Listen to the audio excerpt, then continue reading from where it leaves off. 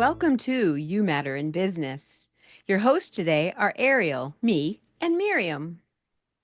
Your heart, your brand story, and your success because you matter in your business. Welcome back to You Matter in Business. Your hosts today are Ariel, and I am accompanied by my excellent co host, Miriam Richardson, Hi, our Ariel. esteemed life coach with multiple levels of incredible brain wisdom and insight.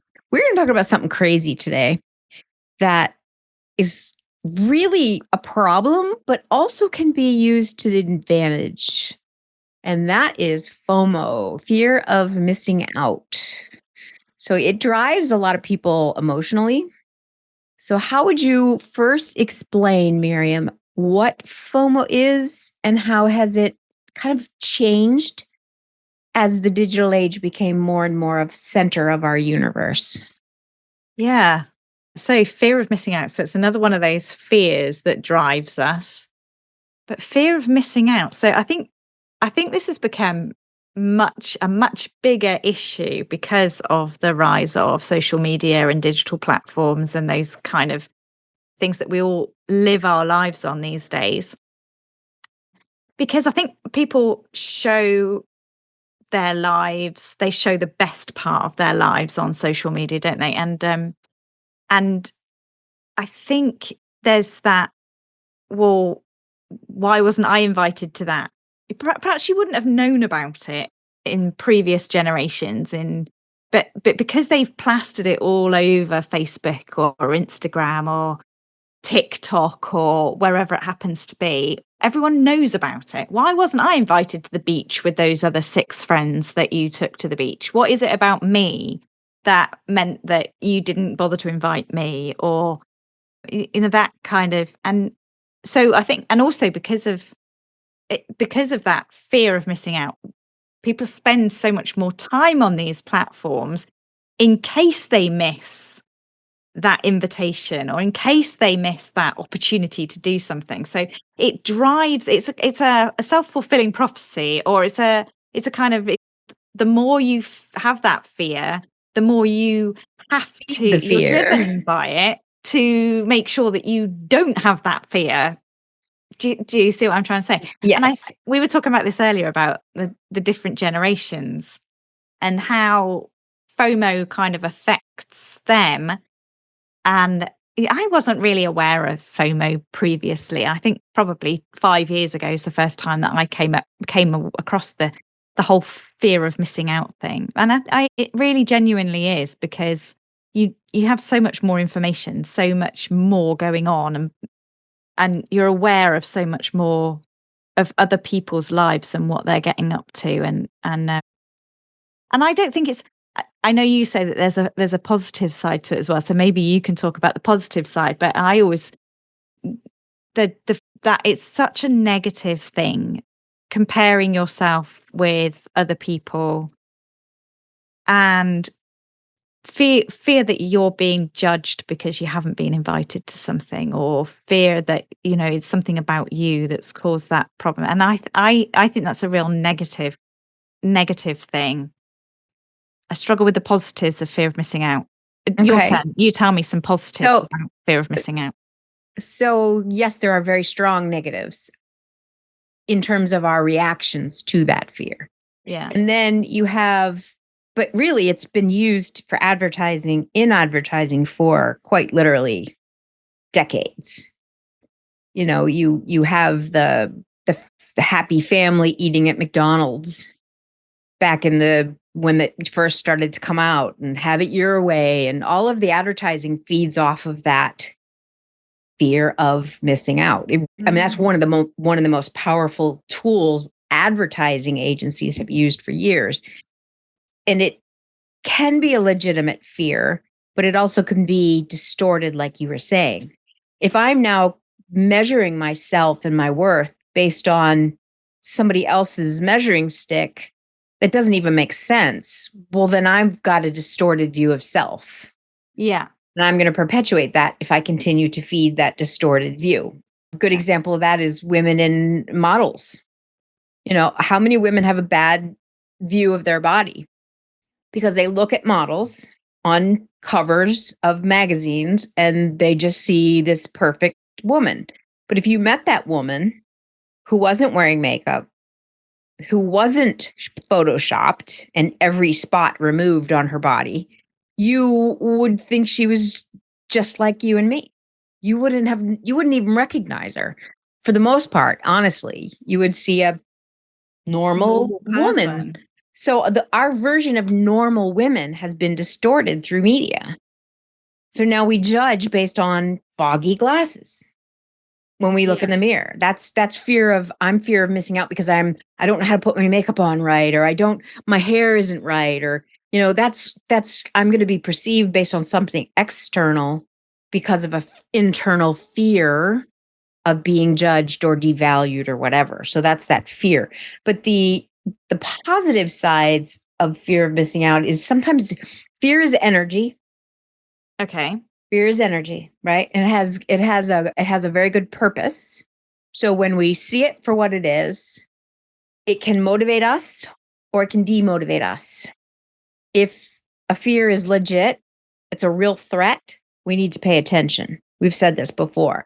But if the fear is just an energy because I'm uncomfortable, the fear of missing out, well, if I don't take certain action in my business and I know it, I will miss out on opportunities.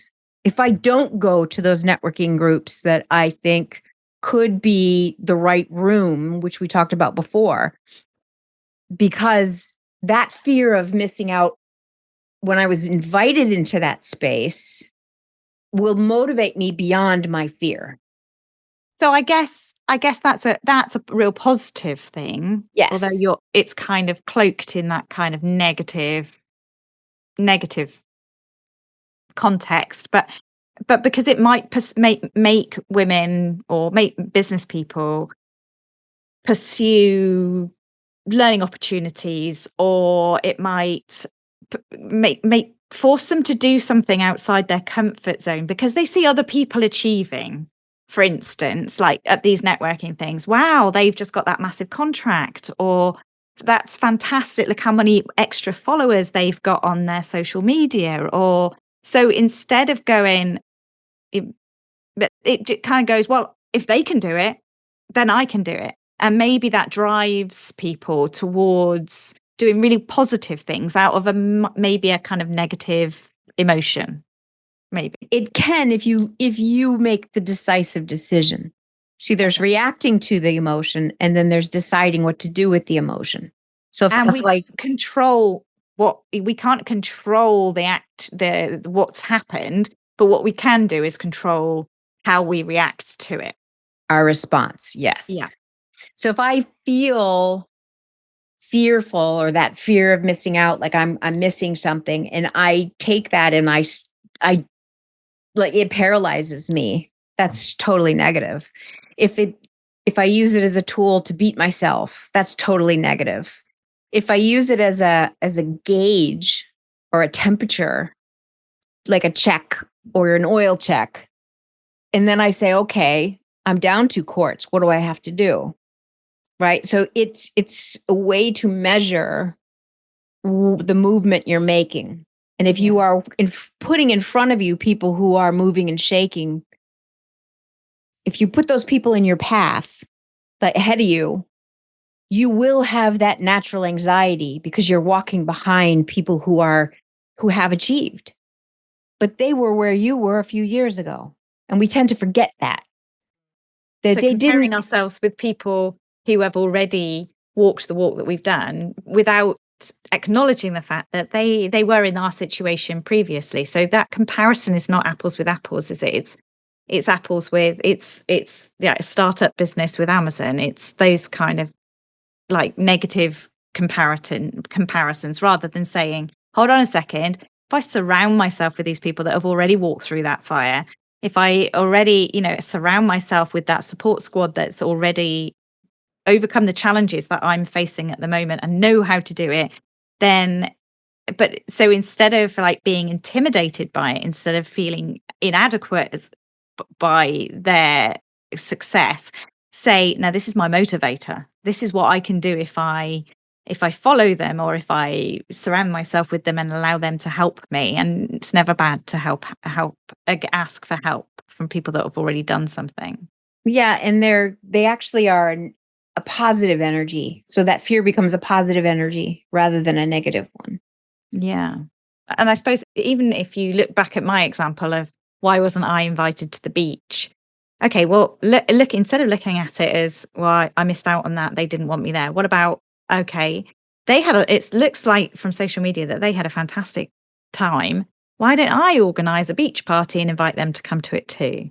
And then, and if they don't want to come, then that's okay. That's them missing out rather than me missing out.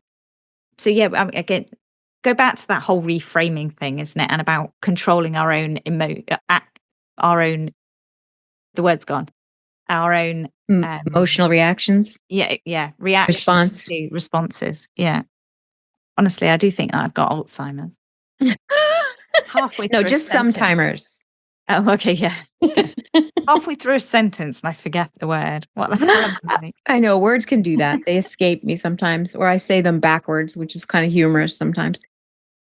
So, how does FOMO, fear of missing out for business women in particular, how does thinking more about that positive aspect, how can it help them to maybe put in their calendar time to learn about changes in the industry, to learn about or attend conferences that might be expensive, but they do it anyway? So they stay sharp in their skills versus being content in their skills. So they become a growth mindset, a life learner versus I'm an expert. I don't need you anymore. I'm at the top kind of mentality. There's two different levels there. So that fear of missing out, how can that actually be a positive energy to that growth mindset? So I think that's about changing your response to that fear, isn't it? And actually using it to your advantage. And instead of being intimidated by it, you turn it around and go, okay, fine. I'm going to harness that fear, that energy for my own benefit. I'm going to every day write down 3 things that I'm going to do to make sure that I'm not the one missing out.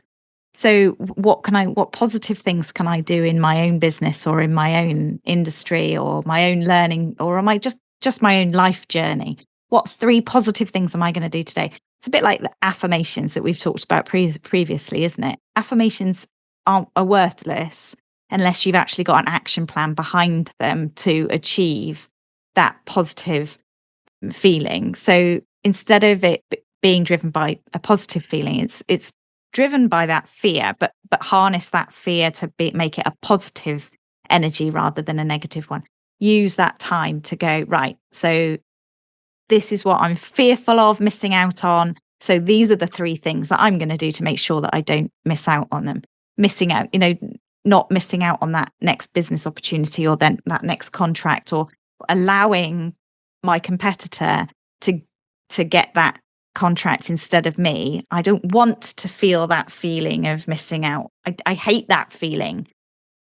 I've felt it in the past. I don't want to feel it again. So what am I going to do that's really positive in order to make sure that I don't experience that feeling again? Like that's something that drives me is that not wanting to ever feel that feeling before. I remember very vividly when I was going through my exams and we did some mock exams and the teachers then gave us our exam results and that absolute hollow feeling of having failed your exams and not wanting to go through the next summer thinking that I'm going to feel that hideous feeling of I really wish I could have done better. If only I had done, if only I'd revised a bit harder, if only I'd read that extra book, if only I, not gone to the beach that day, but actually sat down and done the work that I needed to do. And that fear of that hollow feeling that you get when it's not gone the way that you wanted it to go, never allowing yourself to have that feeling again. I guess that's a real positive thing, isn't it? That you've been there, you've done that, and you're never going to do that again. But writing down those 3 things that going to be those positive actions that you can take to make sure that you're working in the right direction. What about you? Yeah, I think I- for me, the fear itself, I mean, we say the word fear, and most people have a negative reaction to that Yeah. emotion. Yeah. I think that's part of the problem all by itself. So if it's fear, it has to be negative. For in a lot of people's minds, they immediately connect it with a negative. But fear is actually a positive, even in the example that you just gave. Mm. So if I'm fearful that I'm going to miss out on a social opportunity, I will create a social opportunity. Yeah. And then I won't miss out because I created one. So, but I use that fear energy to get the energy to create the experience. So it's again, for me, it's looking at the fear itself as the emotion is. What do we do with the emotion? And then how do we pay attention to when it's important? And a good example of that is also something you said earlier, where you were talking about as a business owner, if we don't stay current, if I choose to not stay current, right? So I don't use my positive energy, fear of missing out. It's impossible to know everything in today's society. But when things change so fast and things adapt and generations are different and all of the information that we need to make wise business decisions, if we don't keep feeding that and choosing what we're going to use moving forward, we will fail our clients. And as heart centered business women, that is exactly what we don't want to do. So for us, that energy, that fear of not staying up will make us do a little bit more self education and keep those continuing education units going, whether we need them or not, whether they're required or not. We will keep doing it because we want to be the best we can be for our client. So it's not just about my being better for me, it's also about me being better for the more I know, the more I can help. Right. So some of that is positive, turning it again, taking that negative and saying, this energy can actually be fuel for me to do something hard Yeah. or to And you're take that absolutely right on that. And I think we super need to expensive class that you're like, what the heck? Why am I doing this? And you do it anyway. And do it anyway. you were so much better on the other side, but Yeah. you needed that fear energy. Just take a moment for a slight interruption. We wanted to share some exciting news. Exceptional women professionals often struggle to communicate their expertise. Rediscover, refine, rebrand women's retreats provide a transformative, intimate experience that help clarify your unique identity. So you are self-confident and courageous, stand out in your industry, and enjoy effective marketing. Join us on one of these retreats. Go to arielfaith.com and choose your date that fits your schedule. Reserve your exclusive spot with a simple deposit, and then enjoy tailored planning tips and details from us to get ready for this inspiring experience. In the meantime, if you can like, share, and comment on this podcast, we'd appreciate the love. Thank you. To sign that dotted line because it was scary. Because it was scary. And that's the difference. I think because we read the word fear as scary, that's we need to redefine it in our own minds, that fear actually means that you care. Fear actually drives us to make a difference. Fear can be a really positive thing. Like most people, not everybody, but most people hate public speaking. Most people have a real fear of actually standing up in front of a lot of people. But actually that fear allows you to be able to make sure that you do it to the best of your ability. Because the fear is not the fear of actually opening your mouth and talking, because we're all capable of doing that. But, if you're in a room with just one other person, we can all 99.999% of people are happy to have a conversation with one person. The fear is not the fear of actually speaking. The fear is of making a mistake. The fear is of being judged by other people. The fear is of standing up and forgetting your lines. The fear is not actually the act of public speaking, but that fear means you care, means that you aren't going to forget your lines, aren't going to say something that's ridiculous that people are going to judge you for, all those kind of things. So it's fear is actually a really positive emotion if you use it to actually step out of that comfort zone and do those things that you worried about, that's causing you that anxiety. And there are times that the fear that we think of the most is a super good protection. You're standing on the edge of a cliff and you look down and you go, "Ah." That fear is protecting you from slipping and falling, right? If I think I'm superwoman and I jump off, well, I'm going to lose that battle. So that's not the time to use the fear to do it No. anyway. That's the time to say, okay, this is a legitimate threat to my life. I'm going to pay attention. If you are in a city and you're walking down the street and then there's some people, you can feel them following you and you're just uncomfortable, pay attention to that fear. Walk in that store, do something to change the dynamic. So those fear factors, you're in the woods and you see a bear, pay attention to your fear. Don't run. But that's how and we've talked about this in the past, haven't we? That actually that's all about our limbic system, and it's all about that fight and flight. It's how our brain was originally designed, that fear does make us flight, fight or freeze, depending on what the situation is that we need to do. But that doesn't serve us well these days, because we're very rarely, in a situation where we need to run away from the bear or hide from the lion or whatever it happens to be. In a today's society, we're not in those, usually in those. Okay, we might get hit by a car or we might fall off a cliff or those kind of things, but it's those situations come up so much less than they did for the cavemen, for instance, which is way back when. But so we need to be harnessing that. We need to be using that fear we have those emotions. It goes through that limbic system before it gets to the frontal cortex of our brain where the logical thinking comes in. So we need to harness those primeval kind of feelings to make sure that we're using that to develop ourselves and to move on and make positive decisions in life.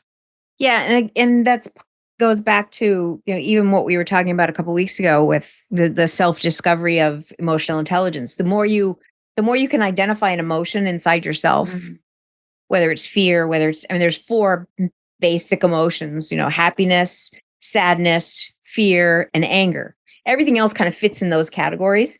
So if you can identify what you are physically feeling at that moment, if I know it's fear, because a lot of times we will think it's a different emotion, but it's really something hidden. So sometimes we got to go through that process of self-discovery.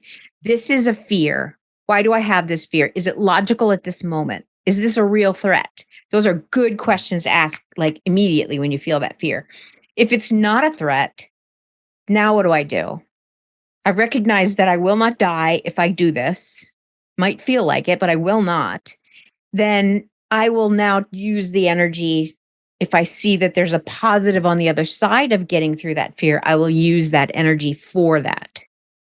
Right? So it's understanding your own physical reactions, what they are, where they're coming from, and using them to make better decisions rather than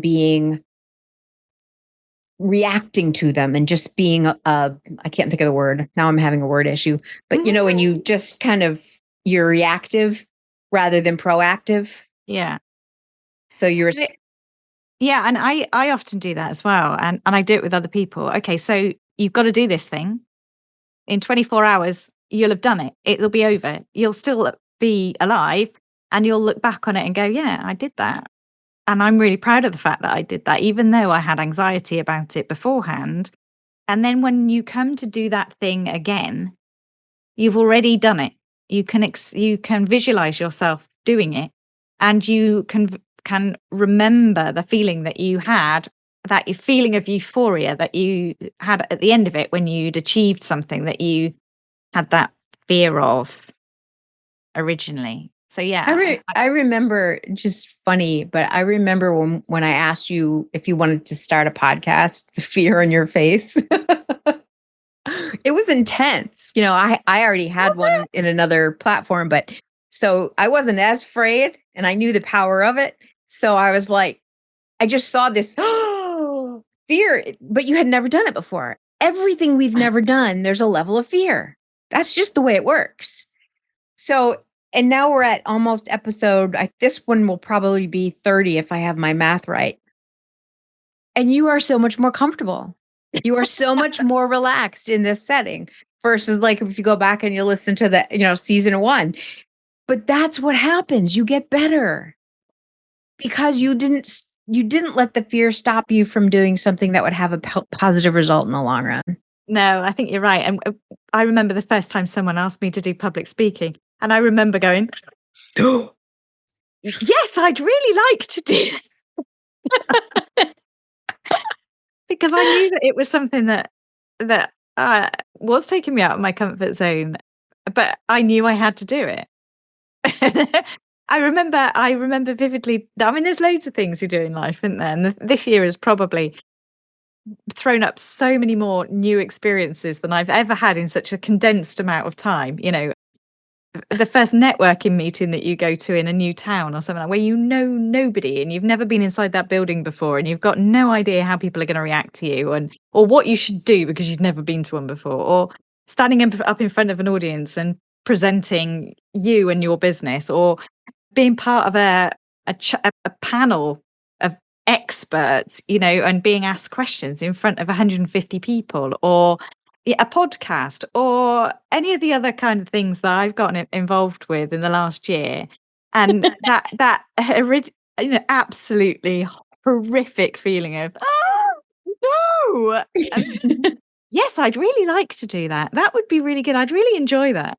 And now if you were asked to be interviewed by another podcast, it would be an easy yes. Yeah, absolutely. Yeah, why wouldn't it? Yeah. Whereas, a year ago, it might have been, Send So your I have a quick invitations in. I'm question. happy to appear on anyone's podcast. Me too. So I have a question for you Oh, because you just brought up some really good things. And I was thinking about this, or actually, we came up with this a little earlier. I won't lie. I won't pretend like it was all me. How does FOMO affect our ability to make authentic choices aligned with our values? That's a pretty deep question. So I'm going to ask it again. okay. So, how does this fear of missing out affect our ability to make authentic choices aligned with our values? And I could see the answer being positive or negative, depending on how you're looking at this. Authentic decisions aligned with our values. Okay. Okay. Well, I guess maybe you can be afraid of missing out on things which actually, although other people are doing them, they're not right for you to do. They don't fit comfortably with you. And although they look exciting, or they're not right for you. They don't align with your ethics or your morals or your values or where you want to take your business. So I guess we have to be a bit insightful about what our emotions are telling us, and not just doing something because everyone else is doing it or because it looks exciting, but doing it doing the right thing for us, a right thing that fits with us. And whatever our strategic plan is at the moment. Because what's right for me Yeah, quite. today is totally different than what was right for me 20 years ago. Just because life was different. When you have little children in your house, you think different than when you don't. And that's just the way life metamorphoses as you get older. When your kids are adults and they've grown up, and now you can make different choices because you have different resources that you might not have had then, or then you had, so it's not just about whether it's right or wrong. Sometimes it's about what is my goal for the next year, the next 5 years, and what is the plan to get there? And is this going to be something that once you can see that it's part of the strategy, even though there's fear connected to it, becomes easier to use that fear as energy, because that strategy is based on your values and your goals. Whereas if you Yeah. enter a room and you have a gut feeling that this is not your tribe, like as an example, I think we talked about that last week, but you walk into a room and the energy isn't, you just feel it.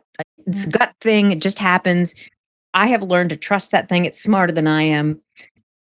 And it doesn't even have to make sense. Sometimes there's just some dynamic going on that is not vibing with me. And that's mm, fine. It's not a judgment. It's just fine. mm. And but being able to say, okay, is this environment going to feed my goal, or is it going to distract my time from the goal? Right? I mean, if it's important, I won't care that I'm being distracted. But if it's a negative fear of, oh, well, if I don't go to those meetings, then I'll miss out. But then I got to go to these networking meetings, and then you burn out.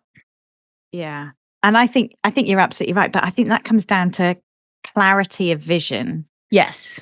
So you know exactly where you want to be this time next year or in 5 years' time, and you've got your plan in place. And in order to be able to get to that goal, these are the steps that I'm going to take. This is the business. These are the networking events that I'm going to go to. These are the exhibitions that I'm going to go to. These are the talking opportunities that I'm going to be looking at.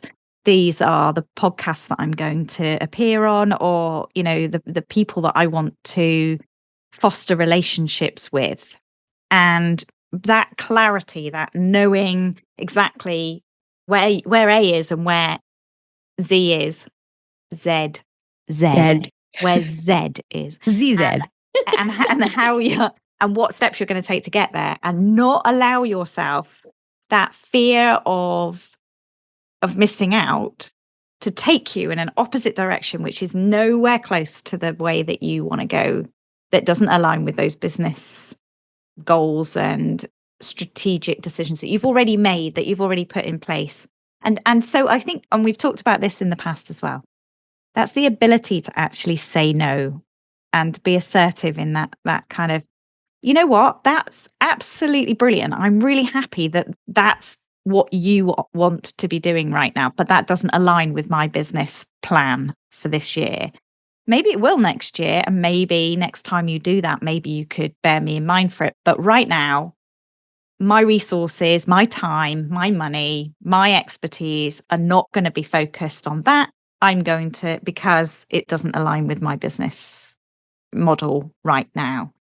I remember us having a conversation with somebody trying to get us to advertise in a specific magazine, and we actually said exactly that, because it was not the right audience for our market. So it would not have been a valuable use of resources, whether it was time or money. It didn't matter, because it was very clearly not our audience. It was like shooting in the dark. And at some point you have to stop throwing your arrows out to the universe, because the universe is too big.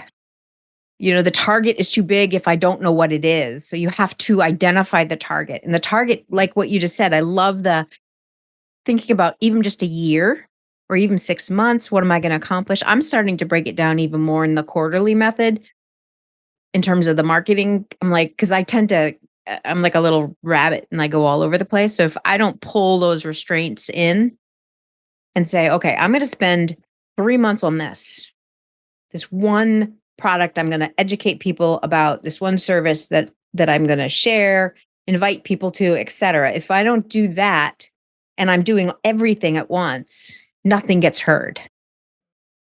And I tend to be, but I do all this, most of us do that. Well, but I have a whole catalog. Mm, Well, the whole catalog is too much for me to handle. There's too much emotional energy for me to look at the whole catalog. I might look at one product that could help me today. But you want to sell me the whole catalog, that's a whole different conversation, right? None of us want to be sold the whole catalog, because we don't need the whole catalog. That's very, go to Temu, it's got the whole catalog. Go to and it's all, Shein, go to yeah, Walmart or oh, go to Amazon. somewhere in China. Hmm. Yeah. But it's also about, so if I'm selling an industrial product, I'm not going to advertise in Vogue. Even Right. though Vogue, wow, look at me, I've got an advert in Vogue. I don't want to, I've been given that opportunity to advertise in Vogue. I don't want to miss out on that opportunity. I don't want to turn down that opportunity to have my name in Vogue, but it's not the right place for me to be advertising. So that fear of, missing out on that opportunity to be, in Hello Magazine, have my name next to Meghan Markle's name or whatever. But it's just not the right place. Right. But it's that fear of missing out. But it's the wrong place. Stop channeling your energies into things that are right for other people and not right for you. And it's recognizing that, maybe, like you said earlier, maybe next year, I don't know, when you start taking classes and masterminds and stuff, you start seeing 1,000 of them online. And it's like, man, I didn't realize there were this many of them out there, and they just keep coming at you. And you're like, That's your algorithm, Ariel. That's your yes, I algorithm. know. And, Yeah. the more you actually stop for 2 seconds on something, the more they'll show it to you. Yeah. Which is why I'm so over those platforms. But the interesting thing of that is your certain ones. I mean, we all know where we are. We know what we know on some level, right? And we know what we don't know. And we know what we need to know to get where we want to be. Or at least we've got some kind of a path, hopefully, to fill that out, right? Or we know who we need to hire down the road to fill in a gap, right? That's part of the business analysis. But in that process, we also know that this year I'm going to focus on this part of my business. Like I know exactly what I'm doing this year personally. I know what I'm going to accomplish in terms of the back end, the business side of my work, right? And then anything that is not in line with that is a distraction because I will not accomplish that if I get distracted. And I have gotten distracted by other people's enthusiasm, and that was not a good thing. So we have to learn again to say no, to say yes. And fear should not be the reason we say yes or no. It should be part of the analysis. The emotions are part of the thinking process. Why does this excite me versus that doesn't? When we get more comprehension of that in our own values and what drives us and what doesn't drive us, then we're in the right place. Then we help the right people. And, we all move forward. And it's a beautiful place to be growing forward. It's a beautiful place, Ariel. It's a beautiful place. It is, despite all the chaos in the world, but we won't go there. Love a bit of chaos. Just a tad bit. Well, that was it. That was the fear of missing out. That was a good conversation. I enjoyed that. I actually learned quite a lot from it. So thank you, Ariel. That was Yeah. thank you. So we're going to come back. I'm not exactly sure with what next week, but we're going to come back definitely next week. Do you have anything you want to talk about? I know we've got a couple people lined up. I don't have them on the schedule yet, but we've got a few people we're going to interview coming down the road. So maybe we'll have somebody with us next week. You just never know. That. No, never know. Oh, and make sure you do come and listen to the podcast because you might be missing out. Oh, yes. You're right.